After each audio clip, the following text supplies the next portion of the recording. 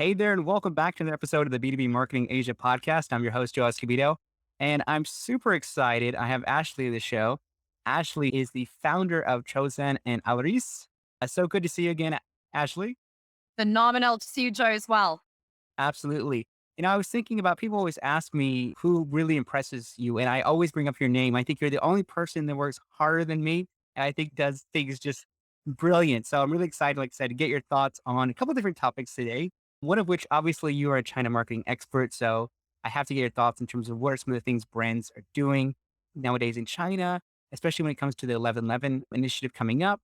Also talk about, I know you're very active on LinkedIn and you get tons of engagement and traction there. So how are you using that to, build a business and get qualified leads? And then finally, I know you have a roller coaster of a career. And so I'd love to hear about some of the biggest key learnings you've had throughout your career. But we'll start with China marketing. What's going on in China? I think that's on everyone's minds at the moment. What are some of the things you're seeing with different brands there? It's a great question. First of all, in China, obviously there's a lot of changes all the time, and we're talking about the China speed. So right now, post COVID-19, it's all China speed on steroids, and the market is moving fast. And all of the brands are just trying to catch up. Very few brands in China are actually shaping those trends and are acting on foresight. So at this particular stage, brands are catching up with the government regulation. They're catching up with consumer economies. They're catching up with some of the also upcoming shopping festivals and other calendar kind of arrangements. When it comes to government regulations, we've all heard that China is right now going through this big regulatory exercise, specifically focusing on antitrust. It's also focusing on privacy policy, and it's focusing on a few industries. So within these three buckets, essentially everybody is one way or another through big ecosystem or through a small one down the road is going to be impacted. When it comes to consumer economies, we also see that brands are basically looking at how to participate in the night economy because night economy only keeps evolving. People start early, but they finish very late and they consume very late at night. There are a couple of cities in China that are actually built in 24-hour cities where you virtually at 2 o'clock in the morning can still go to the shopping street and you can still visit some government, for instance, departments to set up your electricity bills. So these 24-hour cities are built across the country and brands are participating in that as well. The fan economy is still very big in China, even though right now there are a lot of scandals with small bloggers, big bloggers across all entertainment and gaming and social media levels. And brands are right now actively trying to clean up their strategies for 2022, who are they going to be working with and how to mitigate that risk as well. When it comes to the pet economy, personal finances economy, the ACG, the lazy economy, all these are still happening. So brands are focusing on them as well. And I know we have very little time, so I'm not going to bore you with a lot of details there, but 11/11 is obviously coming up and this is big news. And some people will think, okay, November is still a bit far away, but the brands have already started working on their promotional activities. They have already booked their big bloggers and live streamers. They have already submitted their applications to collaborate with the platform itself. As we know, 11/11 is not just by Alibaba, right? It is JD, Pinduoduo, ByteDance ecosystem, and many others are all participating in this big festival. It's no longer a shopping day. It's a shopping festival that goes over 11 days. There are different ways to collaborate with the platform. You can have your own kind of in pages. You can have special wish list recommendations where you as a brand can enter. You can do tons of things both online and offline with the platform together. And most of the collaborations have already been confirmed. So yeah, right now the brands are basically extremely busy preparing for it and executing it and finalizing all the content, all the ways to link this multitude of activities that are going to be happening on TV, on e-commerce platforms, and offline as well. So it's exciting time of the year. Absolutely. I think it's always an exciting time to chat, especially now, like you said, with 11/11. For those who are listening or watching who are not familiar with 11/11, what is 11/11? It's the world's largest shopping festival. Essentially, when China goes into the shopping mode and people are preparing lists, their wish lists and the purchase lists, sometimes as early as half a year in advance. Essentially, on that day, all brands across all industries, across board, provide special discounts and special activities They enroll people into their customer base, and that this is a big extravaganza. It's a big event also on TV. It's always broadcast on TV, on live streaming and e-commerce platforms. It is, as I said, not only it was created by Alibaba, but right now other players such as Jingdong and all others are essentially participating in it. So you cannot live in China and not know what 11.11 is, because this is virtually one of the biggest holidays and shopping kind of festivals in the country and in the world. It's more like a cyber, is it Monday and Black Friday combined and multiple hundred. So that's what it is. I was just about to say that. Yeah, it's like the similar holidays in the US, but like on steroids. 'Cause it's such obviously a bigger spectacle in China. Thanks for giving us a rundown in terms of what's going on in China. Switch topics here. I know you are very active on LinkedIn, and I think you have a unique approach. I always see you sharing different reports and different insights. So one of the things I'm constantly asked is leveraging LinkedIn. How do you leverage LinkedIn as a tool to maybe generate qualified leads or new business? So I'd love to hear from your point of view because I know you're very active on there.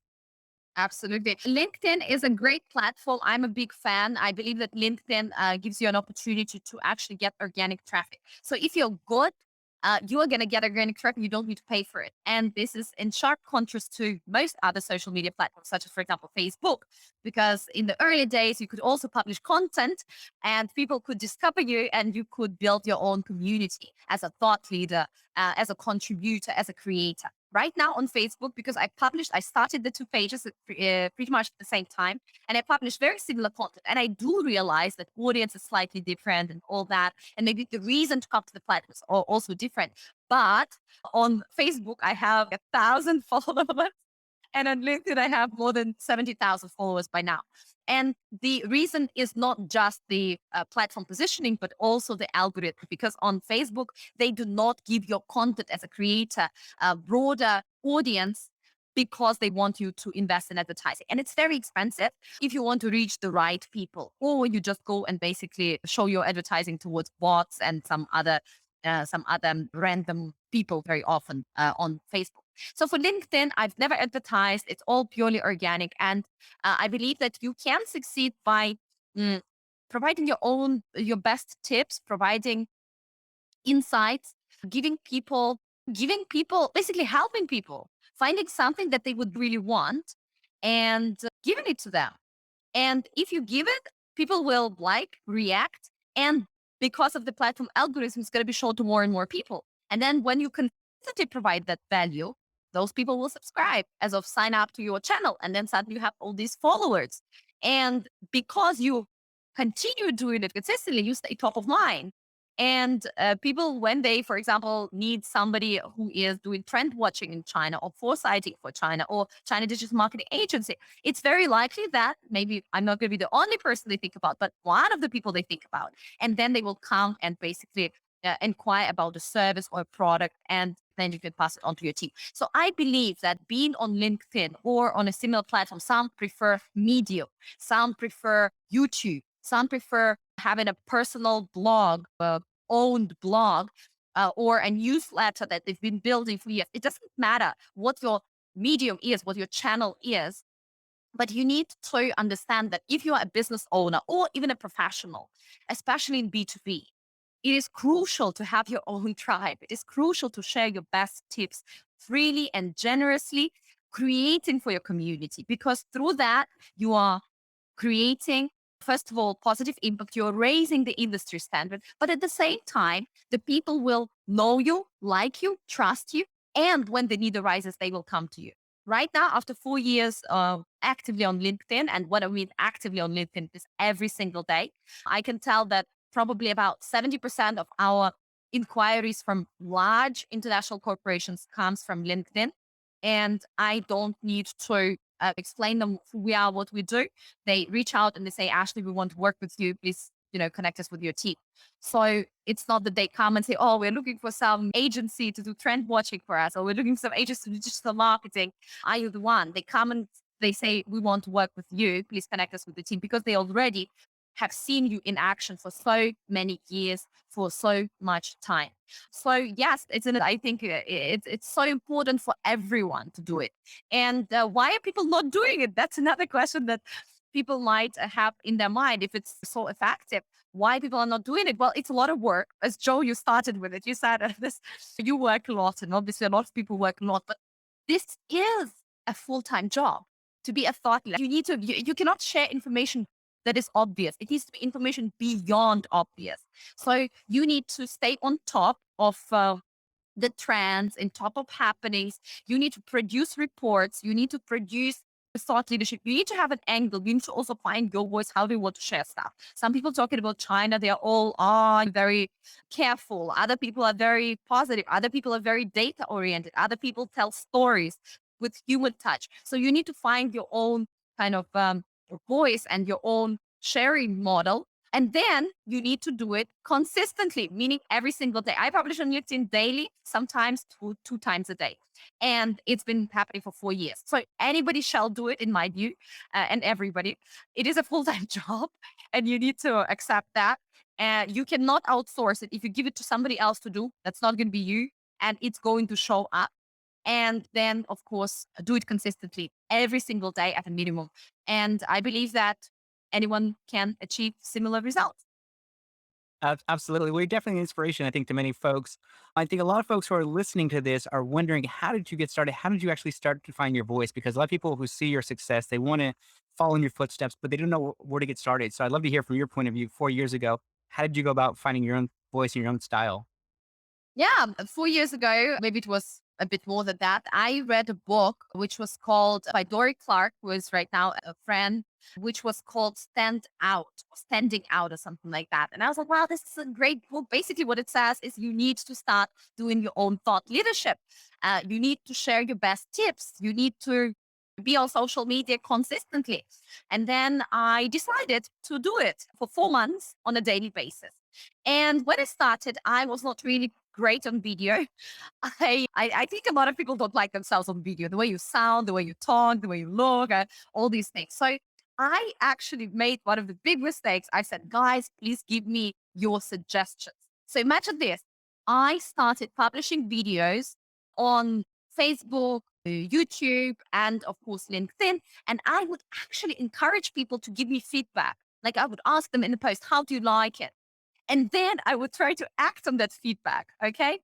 For example, a lot of people told me that, wow, Ashley, you speak too fast. It's virtually impossible to understand what you're saying, and you need to slow down. So then at one point, I was recording videos with a very different style, much slower, trying to, you can hear it, but it's not me. So after doing this short exercise and then figuring out what is me, what is not me, and what doesn't make sense, I have learned that you never shall ask an advice from unqualified people. And what do I mean by that?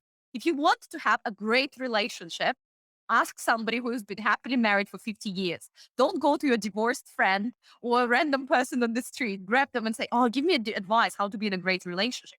If you want to build a $1 billion company, don't ask a struggling entrepreneur or again, some shop assistant or somebody on the street. Ask the person that has actually successfully built $1 billion company. So that is why finding your voice and finding your style, it is definitely a process. It's been a process for me. I think it's a process for everyone.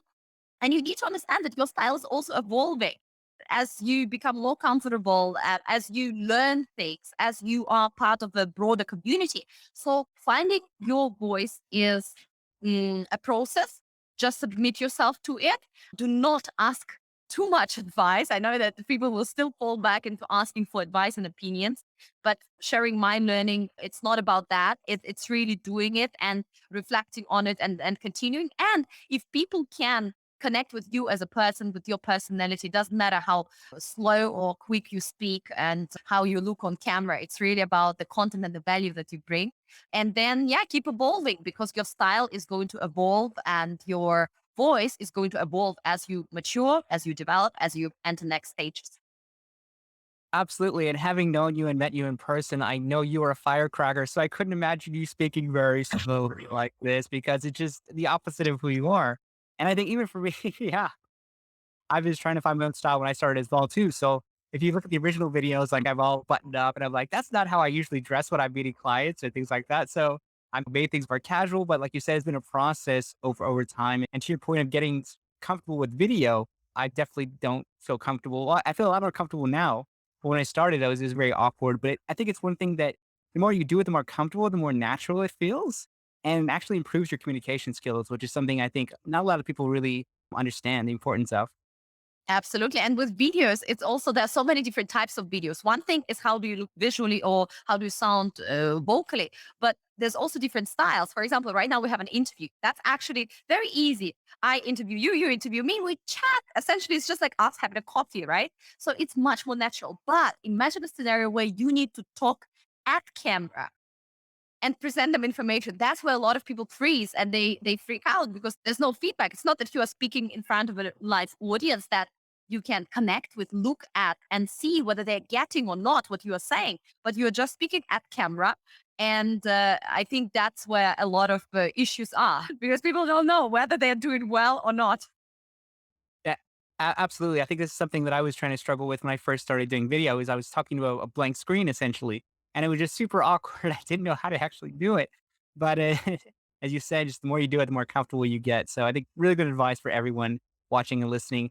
The last thing I'd love to get your thoughts on, as I know you have had a tremendous career. You're obviously very young, but you've had a tremendous career. What has been your biggest key learning? I think the biggest one is definitely psychology. I'm a big fan and a big advocate for positive psychology, for success psychology, for systematic psychology. Essentially, I believe that as a leader in today's age, and it doesn't matter whether you have your own business or you are working for somebody else, but as a leader, you must understand human psychology, you must learn it, and you must apply it. And if something in your business is not working, that is because of your psychology. So you need to find the limiting beliefs that are associated with it. You need to work on that area of your life. And only through the psychology of the leader, the company can perform better or the team can perform better. And for me, yeah, the past, again, 4 or 5 years were apart from just doing business and developing as a professional in that area, it was a lot about developing as the person who understands psychology, applies it, lives it, feels it, and also exports it to the people immediately around me, such as my family, friends, of course, and also my colleagues and the whole organization mindset. It starts from the way you look at situations. You need to understand that you have two different brains. One is narrating self, the other one is experiencing self. You need to know that everything that you remember are actually just the stories and they are not facts, not the things that actually happen, to the point where you need to choose your words very wisely because words do matter. And through words, we formulate those experiences and those stories and store them in our head. You also need to work on your energy levels, which means that, for example, I jump a lot and I physically jump. And what we call here in the office, shake that ass before important meetings or podcasts, or whenever I really need that energy to be even higher than usual. We do play music a lot. We do have a lot of get togethers where you also speak with people in a more personal setting, but in the office, right? So that people can develop those relationships. So essentially, as a leader, I think my biggest learning in the past years was if something's not working, work on yourself and start with psychology. It will help you personally and it will help people around you, and you will definitely become a much better leader, both within your organization and in the industry. Awesome. I look forward to visiting your office one day and dancing with you and the team. Yes, shaking that ass, George, shaking that ass. I love it. I love it. No, I'm a big fan of psychology as well too. I almost became a psychologist before I became a marketer. So I'd love to hear from you. What are some of the favorite resources that you've started, reading or listening to when you wanted to learn more about psychology? Absolutely. My journey with psychology started actually when we, 5 years ago, landed a very big account, much bigger than we ever had. And I realized that I needed a coach that time that would help me understand how to arrange the work with such a big client because the communication is different. The format in which you structure everything is completely different. And I was recommended this coach who is a professional psychologist that works with success psychology. Basically, she takes on people that, for example, were athletes all their life and won golden medal. So first they were not very known and they were not in the public light, but now Nike wants to collaborate with them and they are, on every TV giving interviews. And this success suddenly puts a lot of kind of pressure on them and they need to change who they are is a public figure or change the way they show up in certain situations in order to fit that role. So essentially, if you want to be someone you've never been before, yeah, you need to get there with your psychology first. And sometimes it happens the other way around. You landed a huge client, but your psychology is still very small. You're still a small business owner. And that mismatch is not going to work. So I came to her. We had a couple of sessions. It was phenomenal. So that was my journey from the very beginning. And she then recommended me that to come to Singapore. And she was visiting this Tony Robbins event. Back then, I didn't know who was Tony Robbins. I didn't know what the event was about. And she said, "Oh, I'm going to be there. Fly over from Hong Kong and we can attend the event together." I said, "Yeah, sure, no problem." So I hopped on the plane. I arrived to Singapore. We spent a couple of great days together with the, right now, she's a good friend. Back then, she was my success psychologist.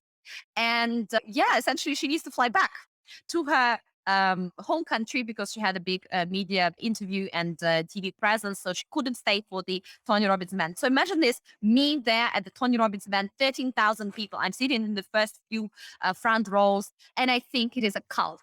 They are all jumping, they're all screaming. It's shocking. And I didn't know who he was. So I'm virtually like voice messaging my husband saying, I'm by getting my plane ticket right away and I'm flying back because this is madness and I think it is a cult.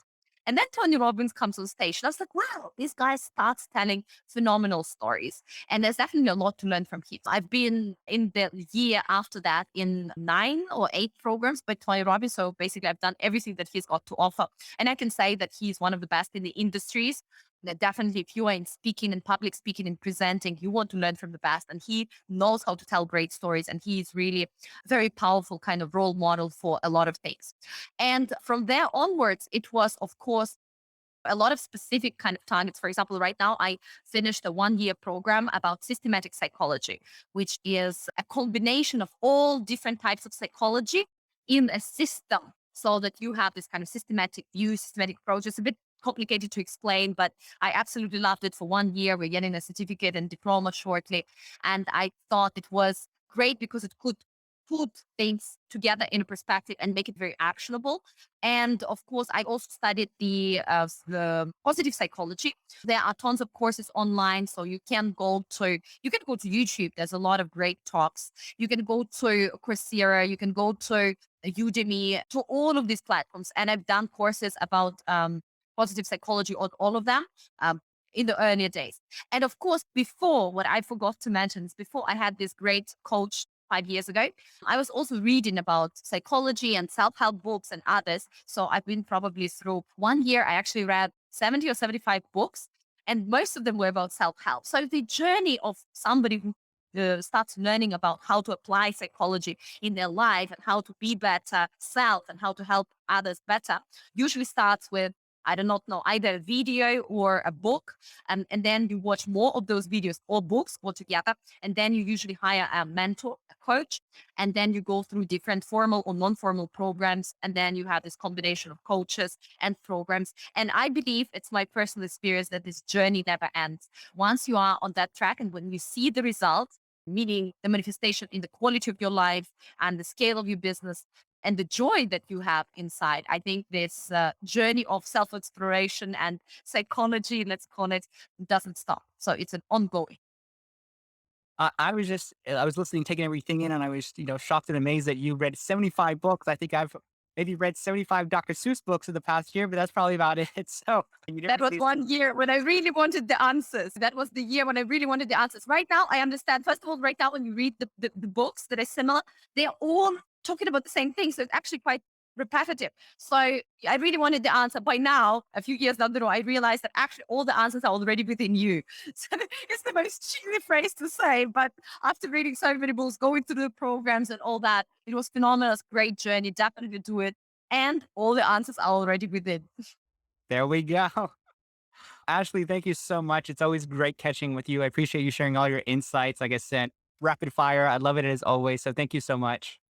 Thank you, Joe. It was awesome. Absolutely.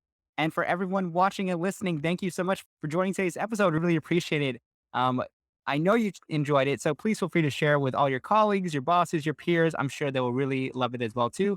So thank you guys so much.